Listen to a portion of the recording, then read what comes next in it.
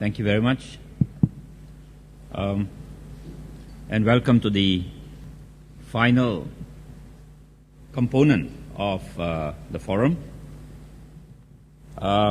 We have listened, I think, with great fascination to the thought-provoking presentations since this morning by the very distinguished experts, speakers on this rather critical topic.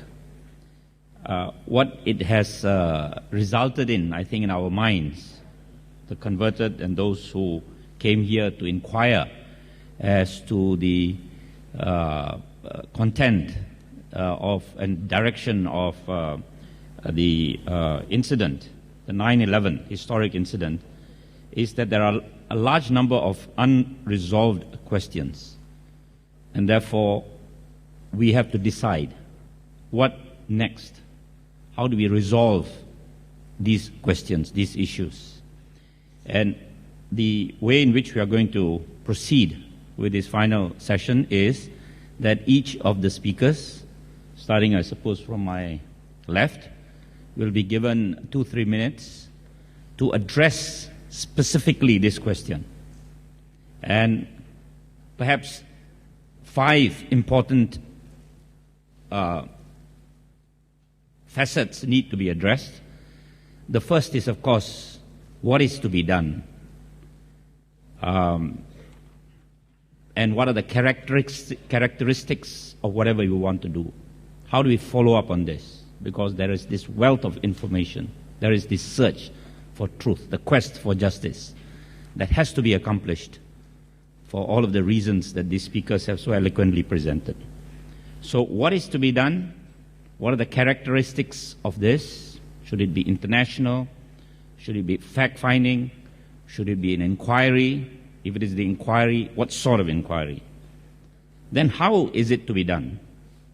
The general criteria, what are the values that such a fact-finding should embrace? What is the process? Should it be open? Should it be transparent? Should it be evidence-based? How do we establish its credibility? And also the form and manner in which we are going to proceed with whatever we intend to set up to try to search for this truth. Fourthly, we'll have to come up with specific terms of reference. What precisely will be the scope of this, whatever we decide to finally set up? And finally, the 5th point is, what is this, whatever we decide, a body, an inquiry commission, and so on, what will it deliver? So we open the floor for these, try to address these questions, because this will then form the basis upon which we will then move forward in this process.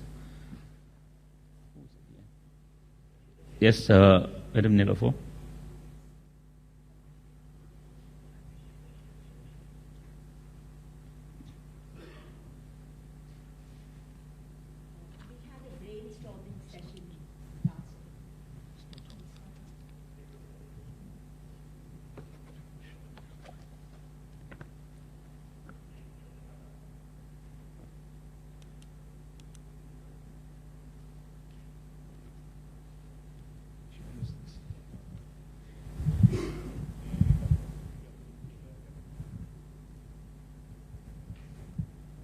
Does that work?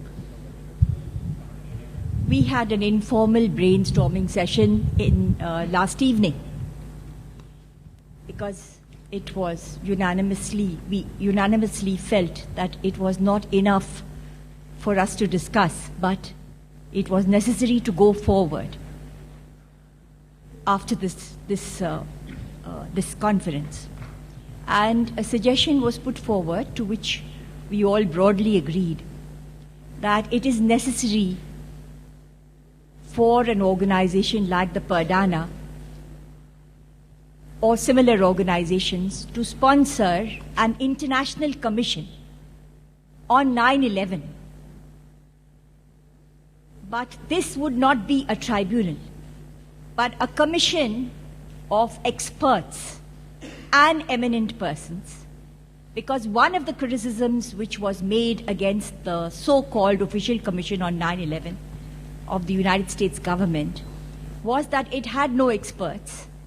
And during the discussion, you have seen what was the nature. A little bit of insight has been given into the fact that this was no commission at all, and it was set up to fail.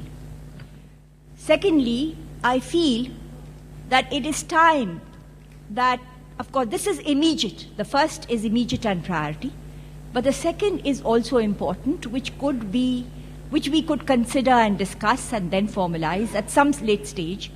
What we need desperately is a perspective for the development, overall development and welfare of humanity for the 21st century.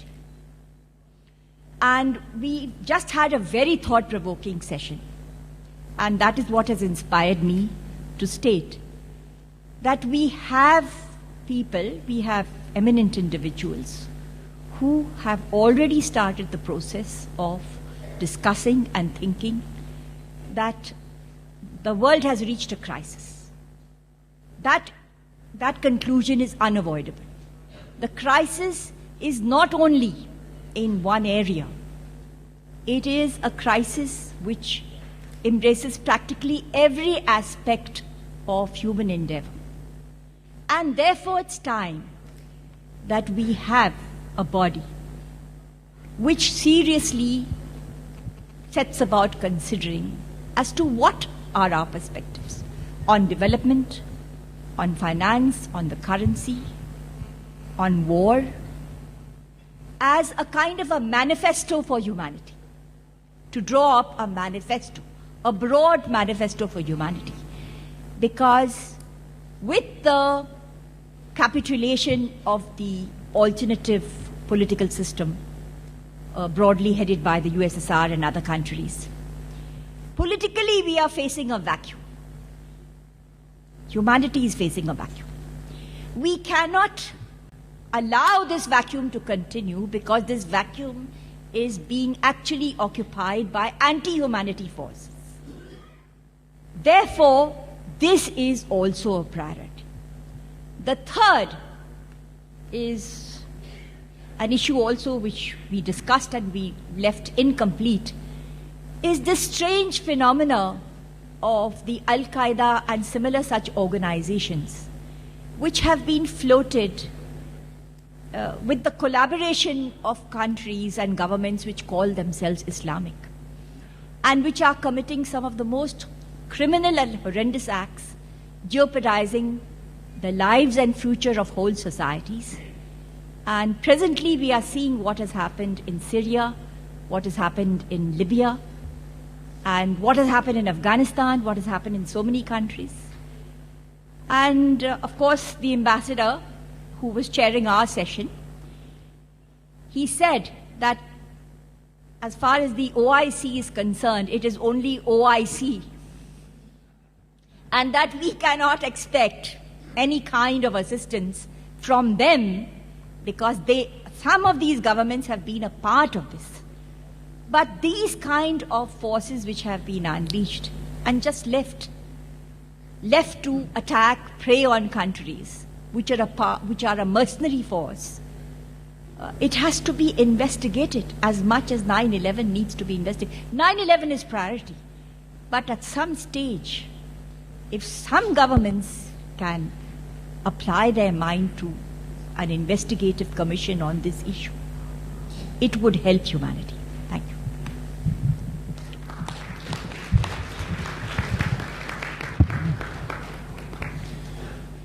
Well, I came here to hear ideas, and I'm still listening.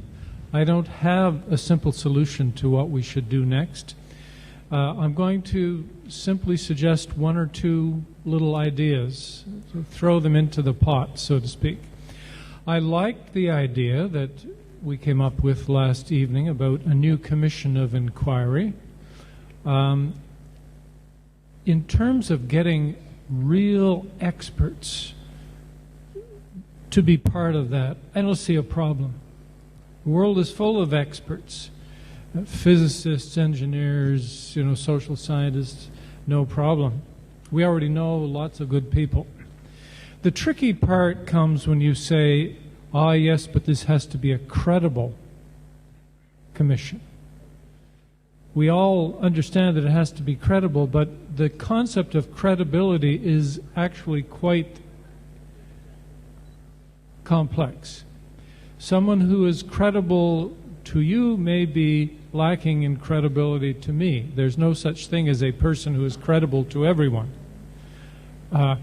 So, although I would love to have a commission of inquiry which is credible for the Canadian Parliament, for example, given that I'm from Canada, I wonder if that's not a waste of time right now. I wonder if there's no possibility of that. Is it possible for us to have a commission that is credible with the New York Times? I rather doubt it. And this has to do with the nature of hegemony and so on. Perhaps we should be clear about who it is we want to be credible to, and then go from there. If, for example, we said, how about a commission of inquiry which is credible to the non-aligned movement, or again to the global south, or to Asia, whatever, we could still end up with a group of people that we're trying to talk to who represent billions of people. Billions of people who matter. And if we decide, this is a brainstorm kind of idea I'm giving here, if we decided that was going to be our target group, the first thing we would have to do is include them in the planning. We don't pick our experts and then just try to persuade them. We say, tell us who your experts are, people who you trust, and we will include them in this commission. And that's all I'm going to suggest for now. Thank you.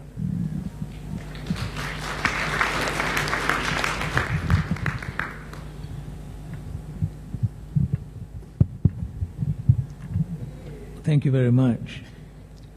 I'm also inclined towards this idea of a commission of inquiry. An international commission of inquiry may be difficult to get people who would be acceptable to all shades of opinion within this very broad spectrum that we are looking at. But if we can get people who have some standing and credibility with perhaps a certain range of groups and individuals within that spectrum, it would be sufficient for a start. If we can get a commission of about 6 or 7 persons and define their terms of reference very clearly, because I think what is really critical would be the terms of reference. What would the commission look at?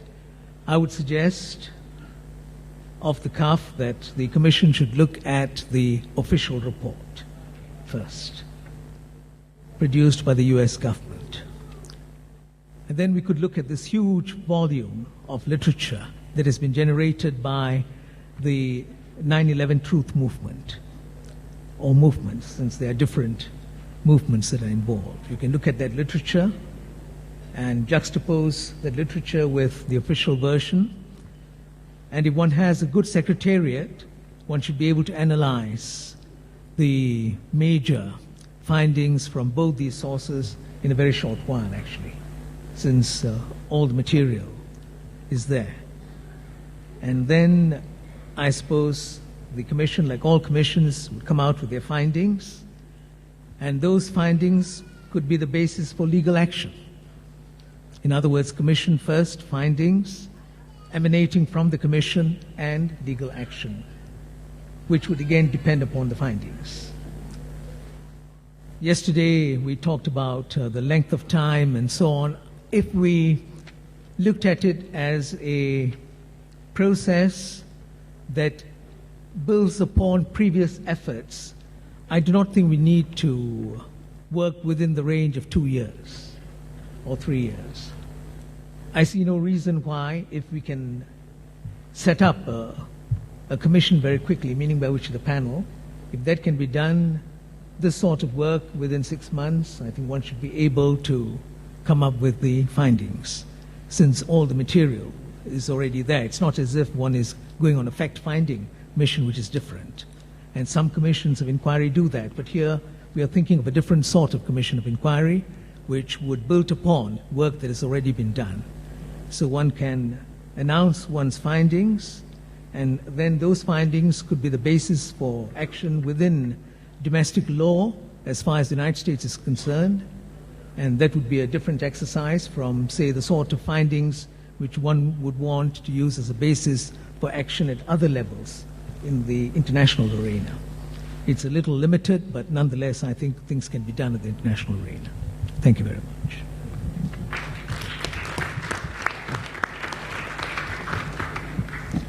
Well, I share very much the consideration of Graham McQueen about the question of the Commission. Certainly, I agree on the idea of a commission of experts and personalities, but with some detail of description.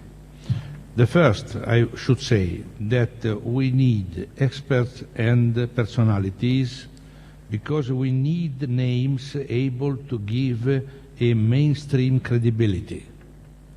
The question, how we can be credible for the New York Times. You will not resolve the problem because never the New York Times will accept this work, even the work, independently by the content. And this will be the same thing for all the mainstream media dominating the West. They are not able and not in condition to be objective because they are owned by the organizers of 9/11. This is my idea. And that means, well, not in Italy, neither in Italy, nor in Germany, nor in the United States. You will not find newspaper or TV channel independent to a level to give credibility to our work. No, this is impossible. You can gain some credibility if you gather a certain number of very important, influential, wise people in all the sector of culture who join this company. That means I propose that preliminarily we should decide which kind of people will create this commission. This morning I am working on 9/11 already from the beginning. Today I heard, this morning especially, very important conclusion. I consider the things you have heard this morning a conclusion. The work which has been done is a huge work. We cannot begin from the very beginning. I agree with you that we have to take into account the 9/11 Commission report. But after the 9/11 Commission report, the movement in the world has made a huge amount of researches, data, which has been accumulated. We have not to coming back to the beginning. This work is very precious. That means we need, from the very beginning, a group of people able to collect people, groups who already worked and decide, because we have no other matter, decide who they are our first point of reference. We are beginning from there. The method is wonderful. I mean, architect and engineer for truth this morning showed a very high level of scientific procedure. There is the 9/11 consensus panel, there is Pilot for Truth, and other existing groups. We should begin gather this first. Second, I believe that we need a permanent structure because the movement is very large. We don't need a commission of authorities who will gather once in a year. It's not good. It will not work. We need a permanent structure, organizational structure, capable to receive information, because the movement is very large all over the world, and to give back the best information which is existing. That means we need a very powerful database controlled by a group of professionals able to diffuse and receive. And this is the beginning of the working. After that, certainly we will have to produce legal expertise and to find a place where we can go straight to the point, to indicate. To this moment, we have some ideas about who are the culprits, but we have to define the procedure, the way to go straight to the result, to find those who are responsible, or to find the documents which will give us the possibility to find those who are responsible. That means, resuming, I believe we need a group of people who gather the most important experts together, and in the same time to create a database of name of very important international personalities in all fields of culture and labor and so on. Third, create a database of documented researches already available and a permanent structure capable to organize practically the continuity of this work. Thank you.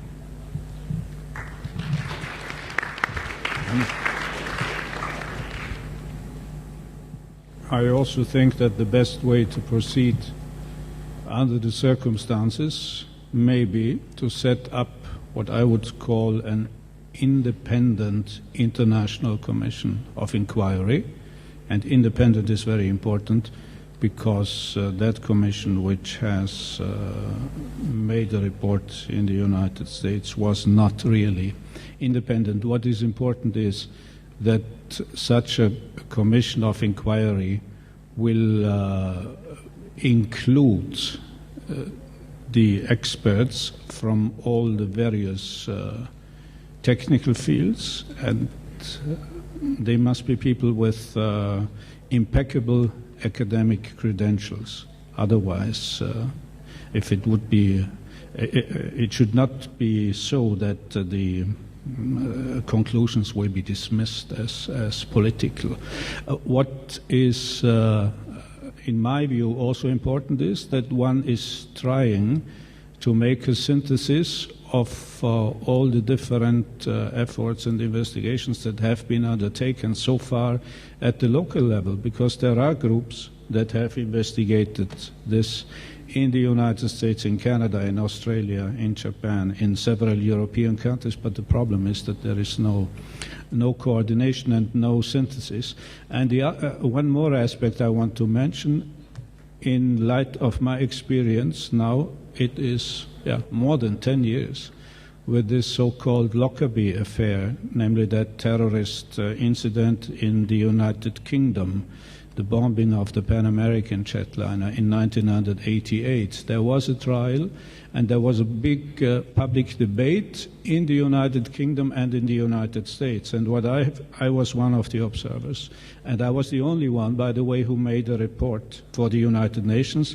My 4 colleagues thought it was not wise, it was not prudent to go public with their opinions. So I did, and that's why I learned my lessons. And the interesting thing was, there was a total difference in terms of media coverage and asking of critical questions between the United Kingdom and the United States. In the United States, you just had more or less uniform coverage according to the views of the government and the American intelligence establishment. In the United Kingdom, there was more critical coverage in the media, including the establishment media, and I think that somehow is the reason why in the UK, and particularly in Scotland, where it happened, a substantial majority of the population does not believe in the official explanation,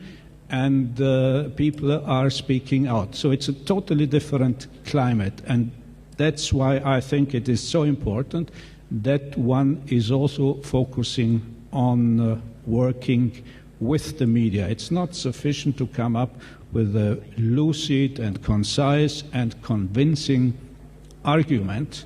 One has always to do also this other part of work. So that's my observation.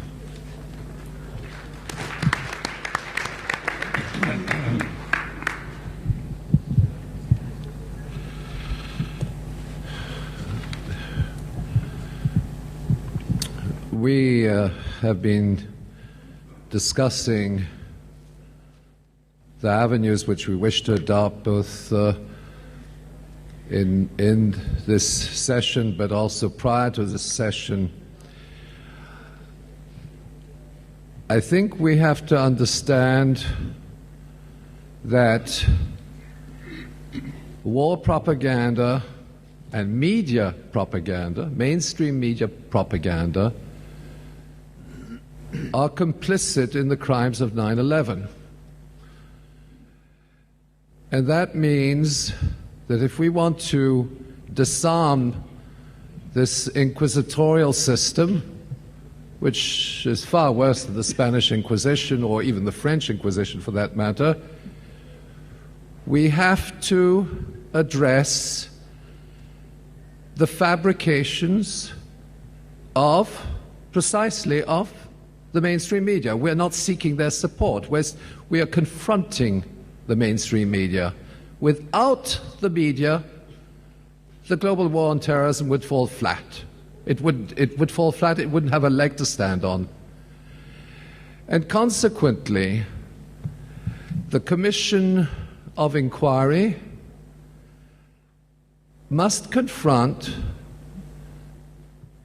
not only the politicians and the financiers behind this project, because it, as Mr. Chiesa has pointed out, this is a project of the financial elites. But their legitimacy is based on a propaganda apparatus which is extremely sophisticated and extensive in networking all over the world. And consequently, we have to break that. And it's something which can be broken because it's very fragile. It's extremely, a lie is fragile, okay? Like the Spanish Inquisition is fragile. So what I'm suggesting is the following.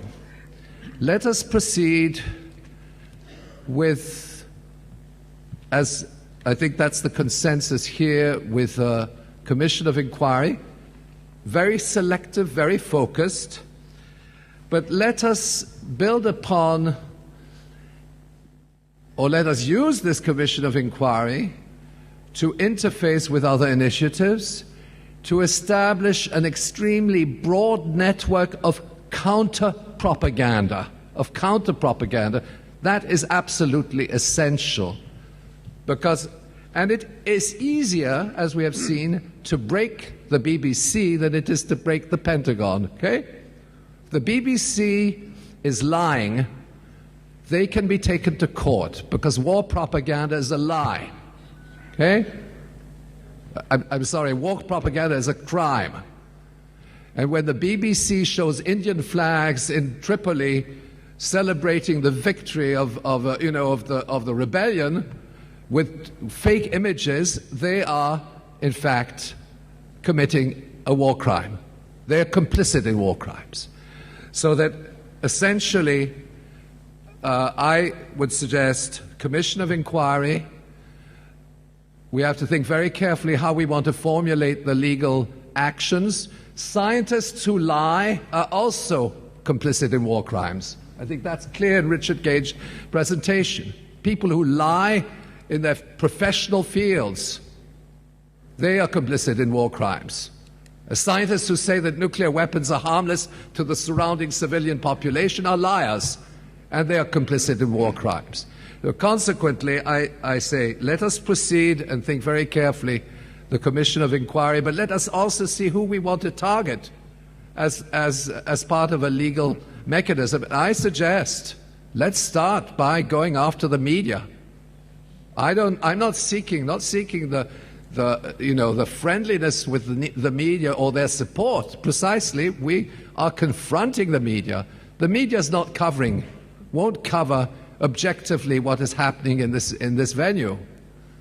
But we have a very powerful networking, also with the internet, where we can go after the media and confront them, politely confront them on the lies which are tantamount to war crimes, because they are denying and covering up crimes against humanity as well as conspiracies such as those of 9/11. Thank you.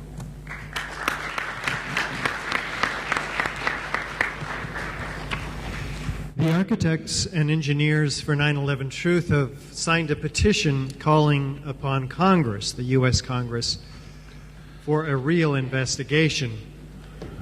We've taken a lot of heat for this. How can we, after all, obtain a real investigation from those who have either taken part in or had endorsed the original 9/11 Commission report? But the American people will not, as of yet, understand our lack of faith in our democratic institutions in the United States. So we need to take that path and exhaust those resources that our forefathers gave to us in the U.S. in order to be able to hold our elected representatives accountable. So, to that end, the question, what kind of a technical investigation will we find acceptable, is a good one. And we, of course, need an unimpeachable investigation, one that includes all of the evidence, not just that which the National Institute of Standards and Technology cherry-picked in their technical building reports. We expect the scientific method to be used relative to all of that evidence. That immunity is offered to bring forth witnesses, and that testimony taken under oath. So these are the prescriptive measures that we'll find acceptable.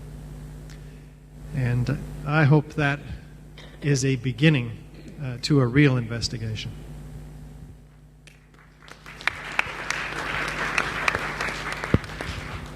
Thank you very much. As the youngest member of this panel by several decades, I feel woefully unqualified to be speaking here today, but if there is any subject on which I am qualified to speak, it would be as a representative of the global alternative media movement, of which I am one small, but not insignificant, I hope, a member. And it occurs to me that very much in accord with what Professor McQueen and Professor Chodosky were saying, it is very important that we understand what type of inquiry or whatever comes out of this we want to set up and who our intended audience is. Because exactly as they've laid out here, I don't think there will be any possibility of setting up any kind of inquiry that would be acceptable to the New York Times or whatever other papers of record might currently exist in the media paradigm. But perhaps this is the most optimistic and empowering message that we've heard so far today. I think we can take an example, for example, a biblical allegory of David versus Goliath.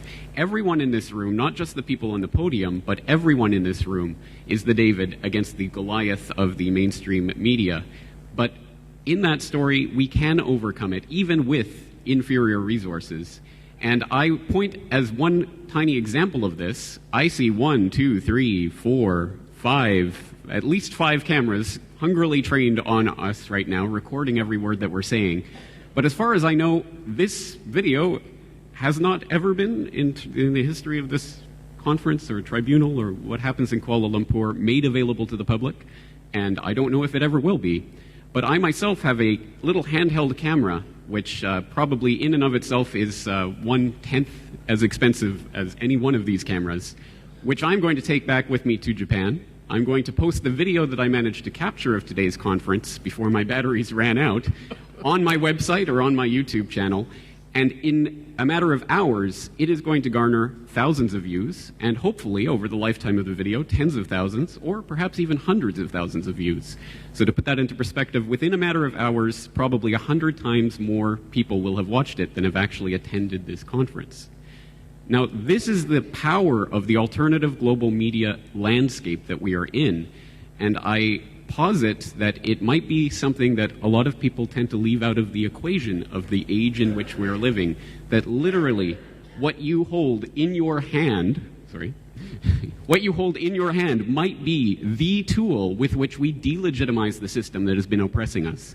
Every single person in this room who has access to an iPhone slave device or whatever your medium of choice is, to tweet or Facebook or post or however you connect to social media, can help to spread the message of what we're talking about today and to help potentially unlock tens, hundreds, thousands, or even millions of minds.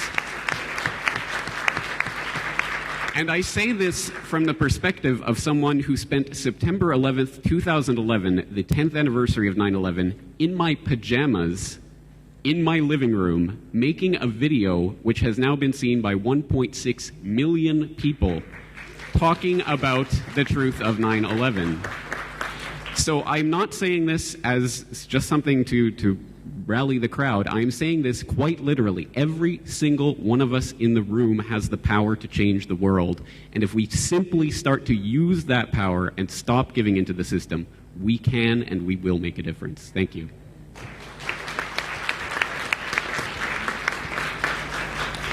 James is absolutely right, but I have to apologize to you because I'm really running low on fuel at about 36 hours with very little sleep. Would that video, James, be the 5-minute? If you have not seen James Corbett's 5-minute 911 truth video, please look it up tonight.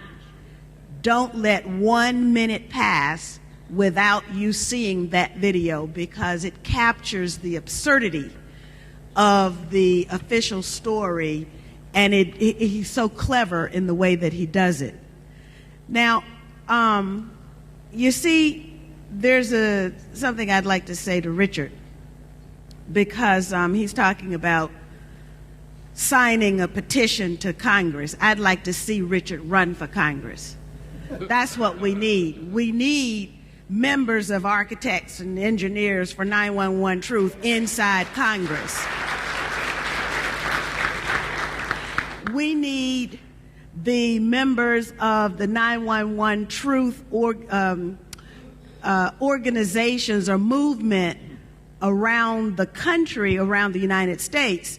We need them running for public office. This is the whole point of how we're going to make change. And it's not that we petition those people, we become those people who are making decisions on our behalf. Maybe just go back to Congress. That'll The other thing that I would like to acknowledge is the fact that we have a community of people across the United States who have given up their professional lives because they've been so moved by what happened on September 11th. I don't know when the last time was Richard drew up an architectural plan. Okay, 4 years.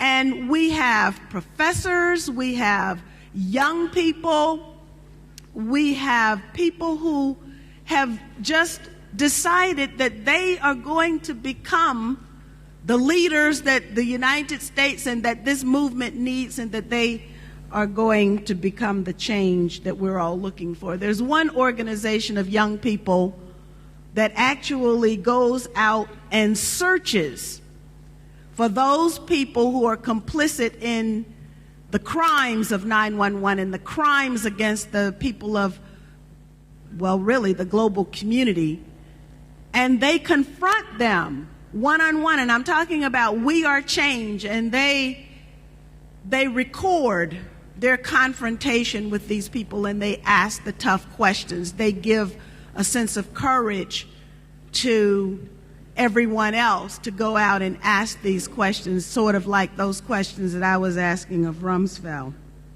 I wouldn't dare try and suggest how this next phase would be structured, but the fact that we are here is significantly important. I have taken such a beating just for asking one simple question. I'm glad that Dr. Mahathir has decided that he has the courage and the willingness and the readiness to dedicate his reputation to this issue. Everyone in this room has been affected. There are some legal structures inside the United States that could be activated.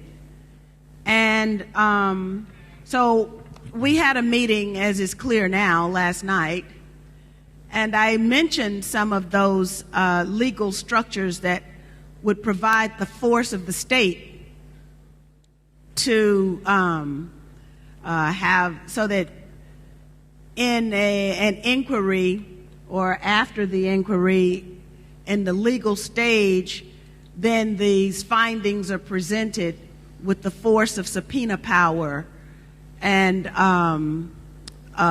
penalty of perjury. This is the kind of thing that hasn't taken place.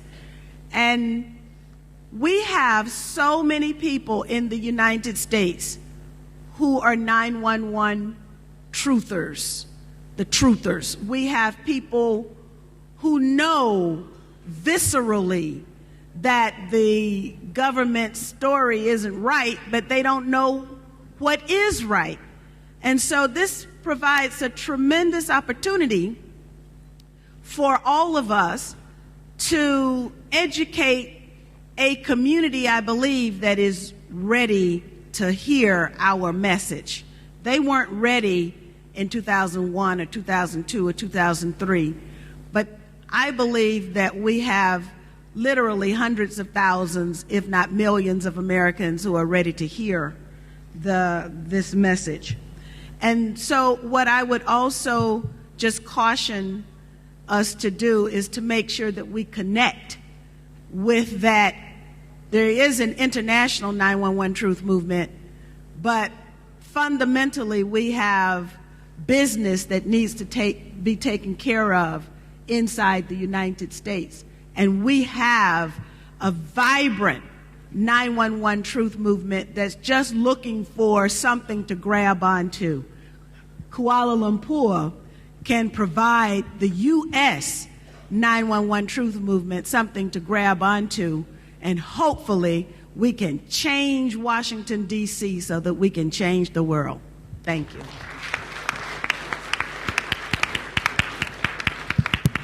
Thank you very much to the panel. And now perhaps we can open the floor to participants to provide some input. Let's not forget that a mother's love for her child's voice and posting it on YouTube created phenomena like Justin Bieber, for example. And a guy in our Asian context making some funny hand movements which were difficult to understand created the Gangnam viral. So there is an ability to be able to reach out beyond what we can sometimes expect. So perhaps the youth, the young people can make some contribution and suggest what are the kind of methods we can pursue in the next couple of minutes. So any speakers want to give their viewpoints?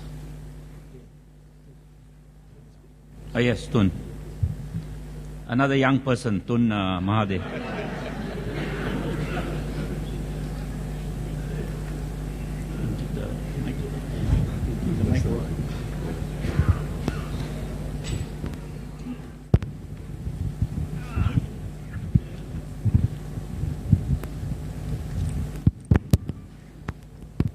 Thank you, Mr. Chairman, for giving me this opportunity.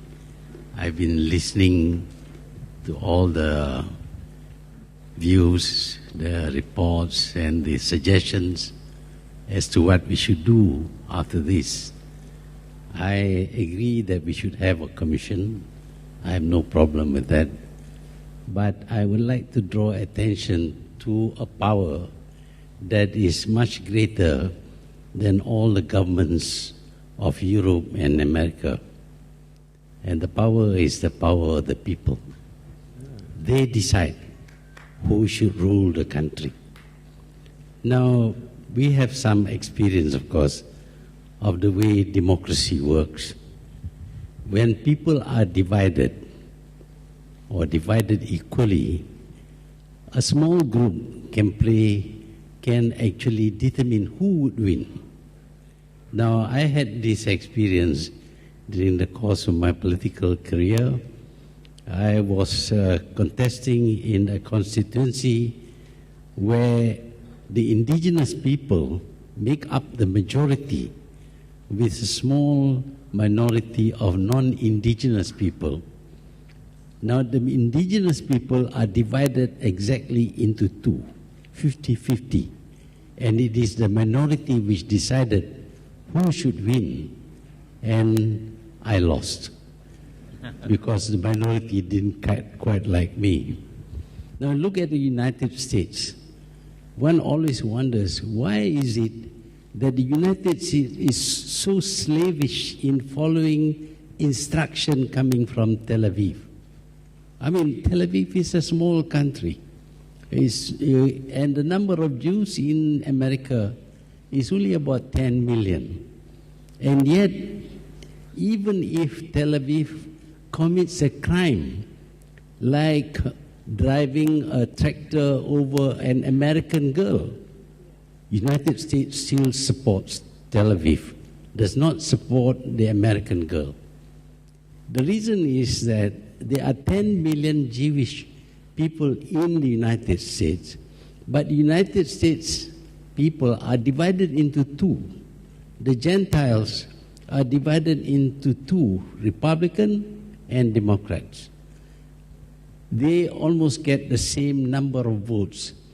And it is this small group of Jews working together with control over the media, control over the finances, control over Hollywood. They are the people who actually throw their votes for the candidate who appears to be supporting Israel most.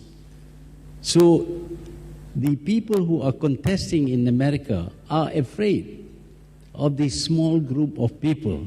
And Cynthia will tell you that you have to make a pledge to support Israel or you will lose, and you lost. There are other people who refused, who wrote a book, I forgot what his name was, but this man, Paul Finn, he wrote a book to expose the lobby, the Israeli lobby, the IPAC, and he lost. After winning for 5 times, 4 times, but the 5th time for writing that book, he lost. Why? Is because he wrote something against Israel, against the Jews and his lobby. So this small group of people became powerful because the bigger group are actually divided between Republicans and the Democrats. And because of that, candidates become frightened of the Jewish lobby. And they invariably pledge to support Israel, or else they would lose. Now, I think we can play the same role as the small Jewish lobby. What we need to do is to convince enough Americans and European voters, not the whole lot of them, not even the majority of them, just enough European and American voters about the lies that they have been made to believe, the lies about 9/11. And it's not so difficult to convince people. I'm quite sure that many who attended this session, came with doubts. But after hearing, I think most of the doubts have disappeared. Because now they know that people are talking not about suspicions or theories or anything, but about facts. And because of that, people are convinced. I'm quite sure that we can convince enough Americans, especially young Americans, enough Europeans, so that they can voice their dislike for people who insist that there should be no commission of inquiry on 9/11. Or, better still, that they should say that they do not believe in what the official report was saying. Now, if we can get them to come across and force the candidates in elections that they should not believe in what happened on 9/11 as reported by the official media, then I think we would have made tremendous progress. And today, although we cannot control the media, I mean, they are very unfriendly, as Professor Podolski said just now, they are very unfriendly, but some are friendly, I must admit. We have this alternative media, and the alternative media reaches more people than the print media or even the TV. You mentioned just now about this Gangnam dance by a person from Korea whose name is P.S.Y. I don't know how do you pronounce that? He in one day he managed to get about 1 million hits, I think, because of his dance. So the alternative media is a very powerful media. And we have enough people who can talk convincingly, who can write convincingly about what happened, what really happened on 9/11. There will be sufficient number of people who initially would question themselves whether what they believed before was true or not, and who might eventually be convinced. Now, these people are voters in Europe and in America. And if we can get sufficient number of them to overturn the votes by giving their votes to the people, the candidates who do not pledge to support Israel, or better still, who say they are not convinced as to the report made by the government, and that there should be a new inquiry by neutral people, I think that would be another approach. I'm not saying that the commission shouldn't go on. It should go on. It might even contribute towards convincing enough people so that the candidates in elections in Europe and in America will know the power of this small group of people, and if they don't question the veracity of the reports, then they are going to lose. This is the only language that politicians understand. I'm a politician and I understand. And these are the politicians who eventually will end up heading governments. And if we can elect governments who question the 9/11 story, then I think we have made tremendous progress. I thank you.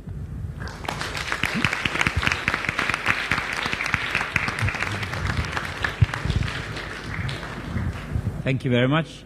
Anyone else from the floor? Yes, please.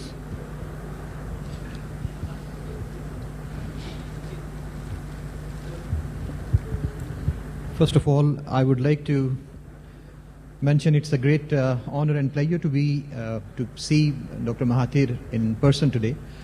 I am Professor Suleiman from Pakistan, and I would like to carry forward from what Professor Podolski mentioned. Setting up another commission for the truth finding in terms of 9/11 calls for, I would suggest, another action. If we fast forward 9/11 into the aftermath of 9/11, And I think this is an action which also need to be included within what this commission should be doing. We fast forward, and what's the aftermath? What happened after that? First of all, for example, and this commission should be having an investigation in 360 degrees rather than 180 degrees, not what happened and why happened, and that's all. The immediate effect after that, the scope of inquiry of such a commission should see, first of all, what was the first effect? U.S. declaration of war on terror. First of all, the first effect. And immediately after that, we see marking certain countries for attack. Iraq, Afghanistan, these are the casualties that we see. I come from a country which is a silent casualty, I would say.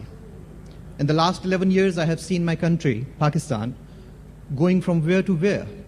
And we stand nowhere among the casualties. Libya, we can see. Egypt, we can see. Syria, we can see. Afghanistan, we can see. Iraq, we can see. But we have, in the name of de-Talibanization, what we have suffered is basically what comes as the effect of what happened on 9/11. So I think America has achieved, or the US has achieved what it had to achieve. It has already been done. The countries it wanted to destroy are already destroyed. The first Islamic nuclear power, Pakistan, the nuclear program rolled back. The next Iran, or whatever it is, it's there. So the point that any contribution which the next commission would be able to make, that is yet to see, of course, for the generations to come, for the centuries to come, there must be a commission so that, as Dr. Mahathir has pointed out, that this is the language that the politicians understand. And for their understanding, these commissions would be useful.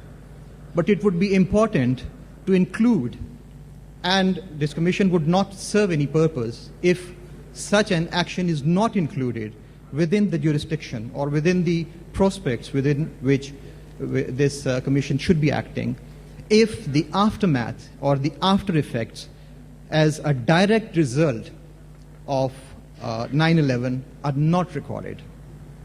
It's very much there. The power of the alternative media, of course, we all know. But at the same time, as already mentioned, that the streamlined media also needs to be targeted. Okay, that will all be done. But that would be incomplete if the Commission is unable to include what American statements, direct statements, have been as a result of war on terror. Okay. Thank you very much. Yes. Try to keep it short because we have got to wrap up in a short while. Yes. Good afternoon, everyone. My name is Chia. I'm from Sokagakai, Malaysia. Thank you very much for the enlightening sessions. So for me, just like what Tun Mahathir has said, is really an eye-opening and also clearing doubts session for me. So I'm thinking that this kind of education and awareness campaign is very important. And if we can start from the young one, it will be a very good tool to prevent that the same kind of misery is going to happen in the future. So I would like to suggest, from my very limited knowledge, that we can run an awareness campaign in the campus targeting at the students, like organizing forum or exhibitions, videos and things like that. So to expose the truth to the young ones. So hopefully that we can nurture a generation of justice and seeking truth. Thank you. May I respond to the gentleman from Pakistan? Sorry? May I respond to the gentleman from Pakistan? I would just like to say that you're absolutely right. And Pakistan has been one of the most mistreated of the so-called U.S. allies. I'll be in Pakistan next week to plead for the release of Dr. Afia Siddiqui, who is one of the most, in fact, for our Iraq War Tribunal with Moazzam Beg, when he heard the cries and the screams of a woman prisoner who was imprisoned near his cell or cage, he suspected that it was Dr. Afia Siddiqui. What the crimes that have been committed against peoples and whole countries in the name of this war on terror, the crimes that have been committed by people who purport to represent me and spend my tax dollars is unspeakable, and it's unacceptable. And I am so appreciative of the words of Dr. Mahathir, because it is now time, I believe, that people in the United States, I have worked for a very long time to cross that Republican divide, black, white, people of color, all of these divisions that we're supposed to have in the United States that divide us. And something has happened, and I believe that with the proper spark, we can achieve a critical mass of people who are willing to say, I'm not going to vote for war anymore. I'm going to vote for a candidate who who will not vote for war. I will vote for a candidate who will tell me the truth about what happened on September 11th. I think we've reached that point with just a little push, with just a little opportunity for more information, to see that there's a community out there, a larger community out there to which they can attach themselves.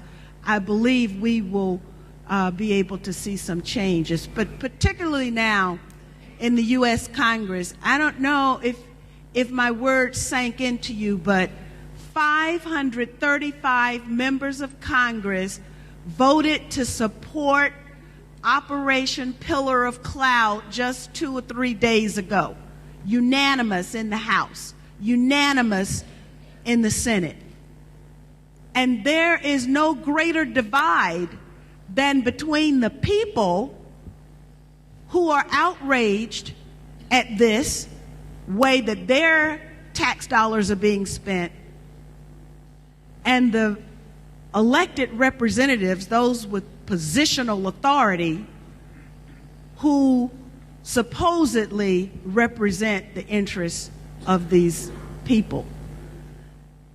Ron Paul was able to garner that angry white man voter, and Ron Paul will be out of the Congress when the next Congress is sworn in.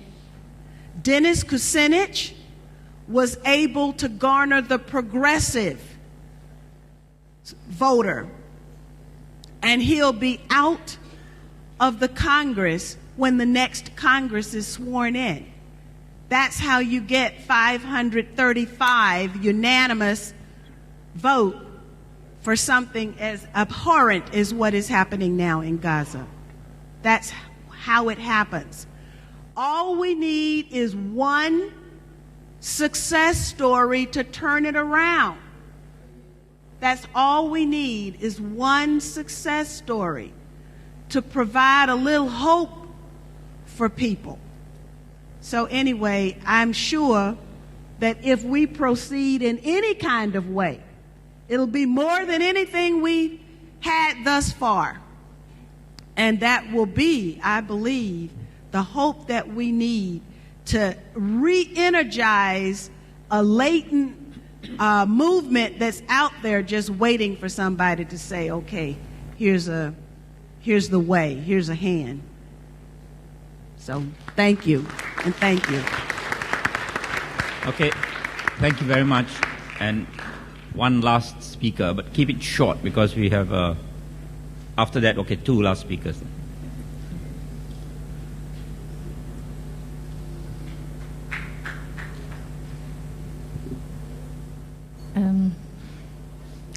lost for words, actually. You know, there's one person in our lives who's very important, who may still be here or passed away, and that person is our first educator, mentor, and core in the family. That's our mother. I'm glad somebody suggested that we should create awareness in the universities and tell children, and we always say they are the future, and yet this is the future we're living them with. But I'm glad that, I'm so happy that Her Excellency Tun Hasma has actually started. She's going to start 2 charters on criminalized war in 2 schools, and on Thursday we'll be listening to 4 speakers to talk about war-affected children. Please come and see. Yes, we've heard today about the lies, but just think of the future of our children. Do come on Thursday and listen with your heart. Think with your heart. Listen with your heart and work with your head. Thank you. Yes. Hi, testing. I've got a question for everyone here. Yeah, I'm actually a student from Brickfields, and I want to know, it's all fine and dandy for Ms. McKinney that, look, a bill has passed in Congress and therefore we're going to follow it, but here you are, and we've been here since 9 o'clock, and you've been speaking about how 9/11 and the reason why we're here in the first place to learn about the fallacies and the inconsistencies, those things, they weren't passed in Congress. These were things beyond what we could see, beyond what we want our government to achieve. These are things which are hidden in secret, right? Secret, the CIA. How are we supposed to exactly go up and say, look, we want transparency in the CIA, we want transparency in the American intelligence? That's one thing. On another note, we're looking at the highest, one of the biggest powers, if not the largest, biggest nation right now, USA, right? And we want to persecute the USA for crimes as such. However, how are we supposed to do that when it is right now the leading biggest power? What are we going to do? Are we going to bring it to the ICC? Fine, it's fine to set up a commission, but what if the commission fails? Where are we going to persecute? Who are we going to persecute? And under whose judgment? And if such fails, the question is, what then?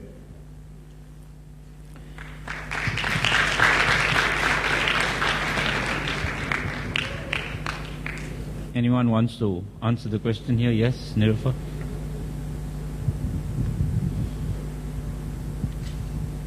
You see, when you initiate public action or political action, or a struggle or a movement, you do it because it is absolutely essential and because other fora or forums, legal and otherwise, or the legislatures have failed. So the issue is not, well, how do you translate it into immediate effective action? What we are faced, what we've been facing with, what we have been faced with, and what has been attempted to be countered in Kuala Lumpur by Perdana and the KL Tribunal, is to get the voice of humanity heard in a situation where there has been darkness and lack of information and lack of dissemination of what is going on in the world.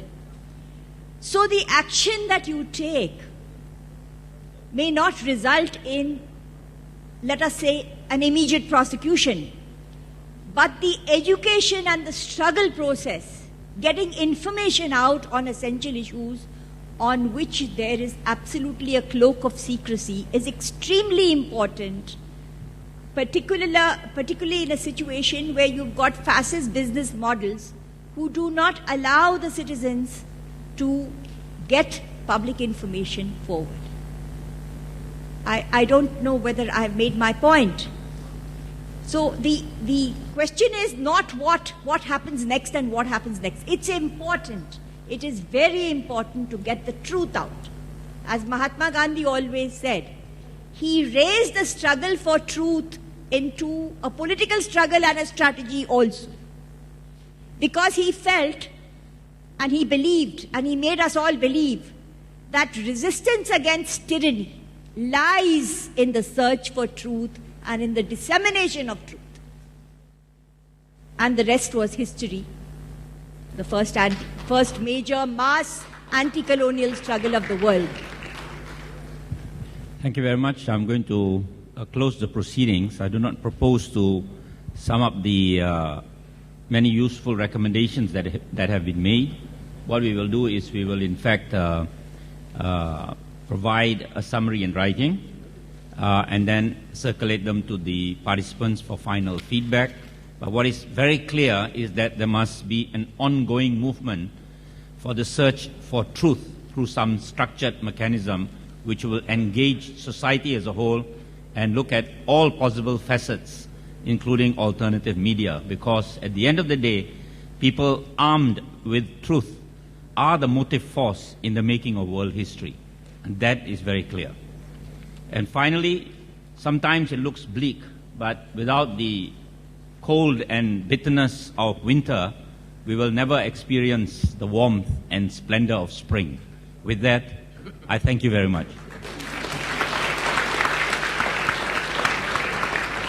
Thank you to our esteemed panel of... Sorry, Sorry, yes. you've not finished. Okay. Yes, proceed. Should I close it, or you're going to say something? You're going to close. Please, go ahead. Yes, I just wanted to thank the panel who have made this incredible contribution, as well as the participants who have been so actively engaged in this whole process. Perhaps we all deserve a clap. Thank you. Thank you once again to our esteemed panel, our moderator and our panel of thought leaders and action leaders. And we certainly look forward to the beginning of the implementation of the proposals and suggestions. And once again, thank you. And for the closing, I would like to invite the chairman of PGPF, and that is Yang Berbahagia Tan Sri Norian Mai, for his closing remarks. Thank you.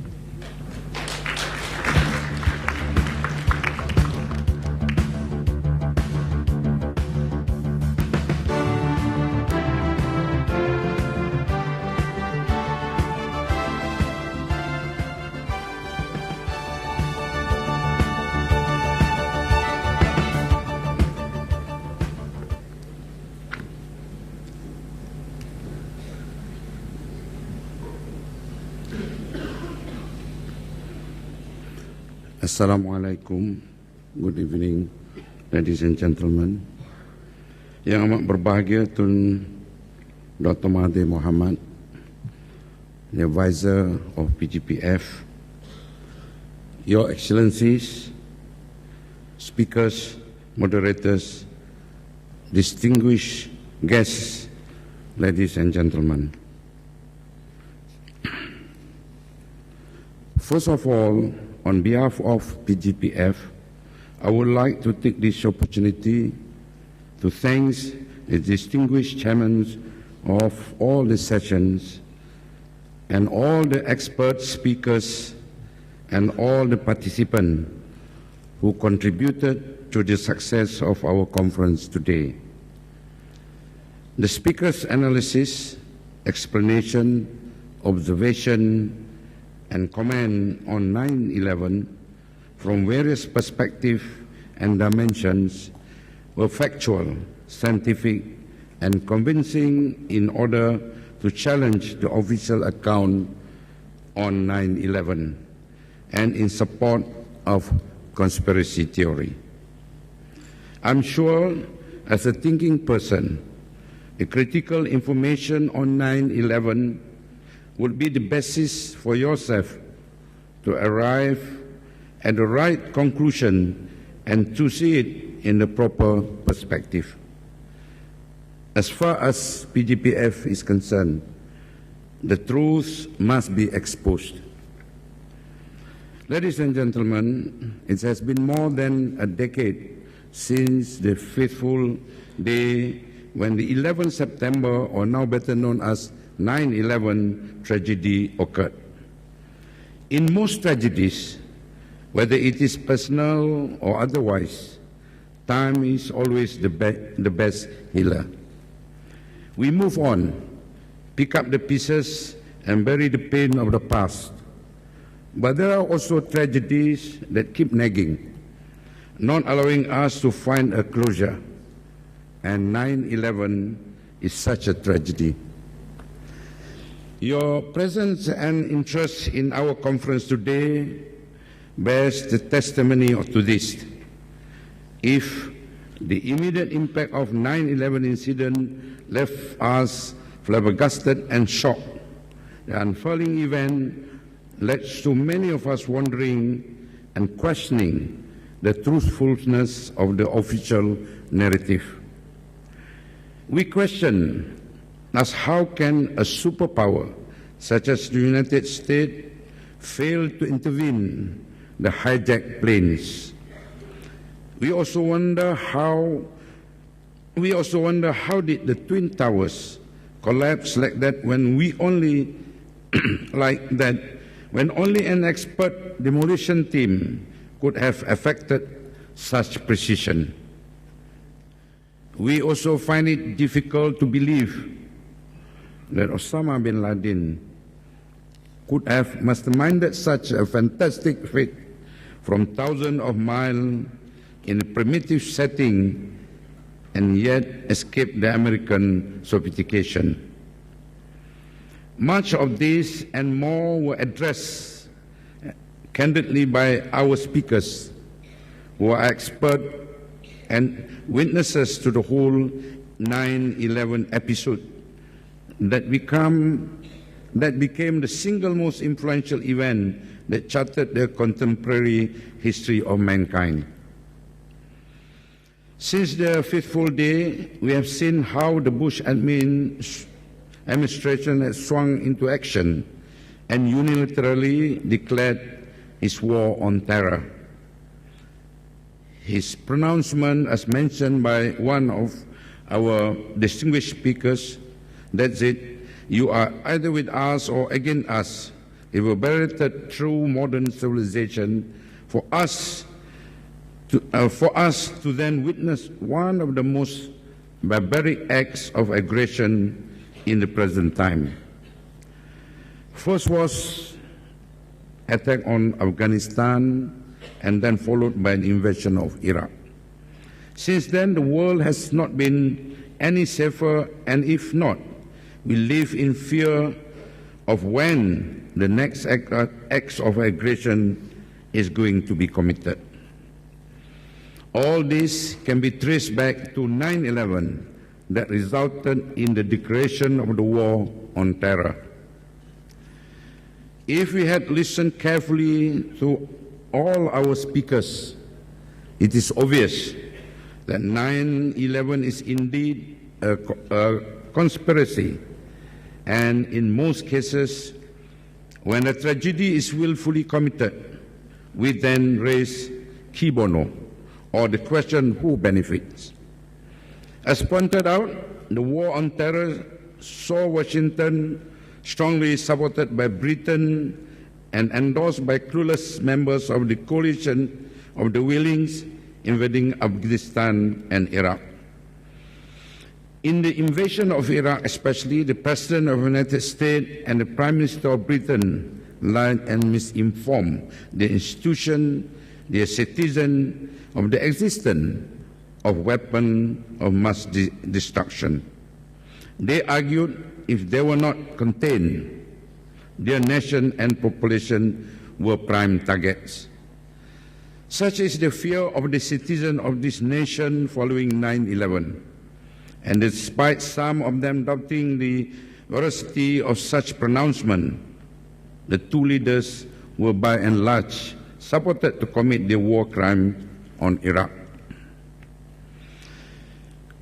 That resulted Iraq from a modern, sophisticated, and wealthy nation, befitting its legacy as the cradle of human civilization, is reduced to rubble its population devastated and still lost in a chaotic day-to-day existence. The leaders of war on terror had undermined sovereignty and self-determination in many nations, all justified by the need to export democracy into nations led by those deemed to be supporters of terrorism. Regime change is a catchphrase that is associated with the need to export democracy, and it is spreading at the whim and fancy of these leaders. In this respect, the US government and allies have manipulated and exploited the fear syndrome among their citizens with the cooperation of media, as the media, electronic, or the normal newspapers. Our speakers have provided us with the insight on how the 9/11 conspiracy was hatched and how the tragedy was then used to justify the New World Order.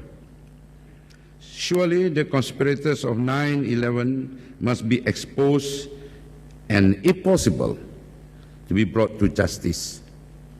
Their crimes are definitely crimes against humanity, and these crimes are still continuing, perpetuated and promoted. 9/11 has brought the world to their knees. In this regard, the recommendation of the conference, as we just have heard from the International Commission of Inquiry, although it is not finalized, as an investigative body, would be the way forward. For as long as the 9/11 truths remain veiled and concealed, it will be used as a pretext to wage war on terrorism.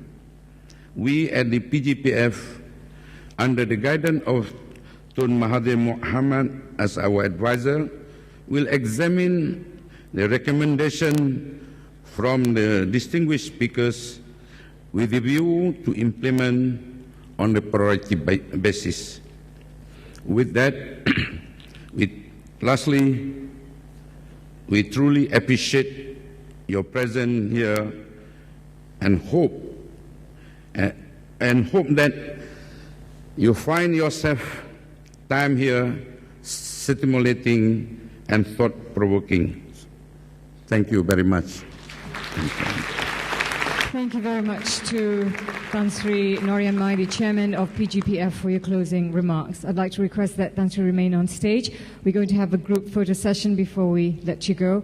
I would like to invite Yang Amat Bahagia Tun Dr. Mahathir Mohamad, joined by the Chairman of all the previous sessions from the morning till the late afternoon, to come up on stage for a photo session.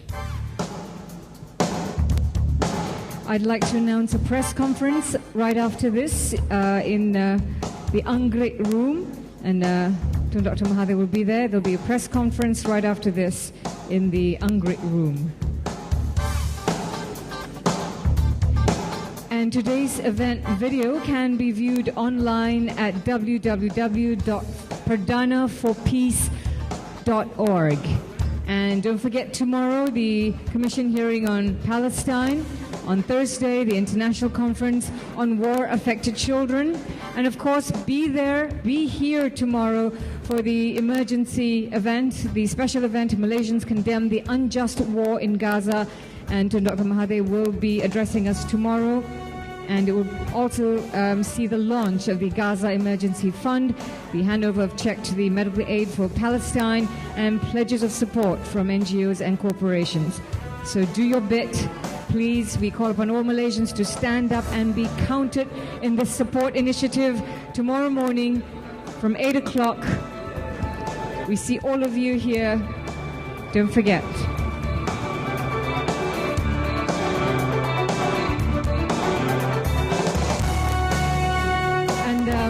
In closing, I would like to quote from the Quran, Surah Al-Baqarah, chapter 2, verse 42. and mix not truth with falsehood, nor conceal the truth while you know the truth. Have a very good evening, and we'll see you next few days.